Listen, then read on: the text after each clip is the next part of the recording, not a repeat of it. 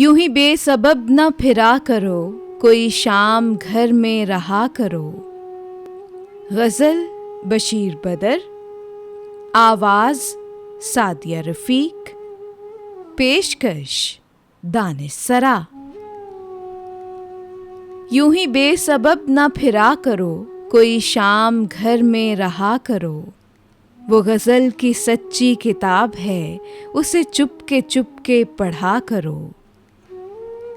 कोई हाथ भी ना मिलाएगा, जो गले मिलोगे तपाक से। ये नए मिजाज का शहर है, ज़रा फासले से मिला करो। अभी राह में कई मोड़ हैं, कोई आएगा कोई जाएगा।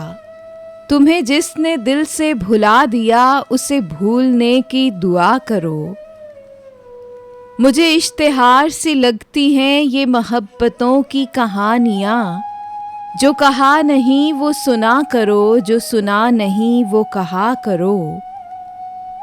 कभी हुस्ने पर्दा नशी भी हो, ज़रा आशिकाना लिबास में। जो मैं बन संवर के कहीं चलूं, मेरे साथ तुम भी चला करो।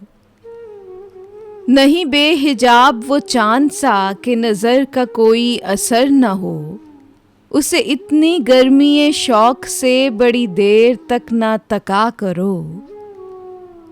ये खिज़ां की जर्द सी शाल में जो उदास पेड़ के पास है, ये तुम्हारे घर की बहार है, इसे आंसुओं से हरा करो। यूं ही बेसबब न फिरा करो, कोई शाम घर में रहा करो।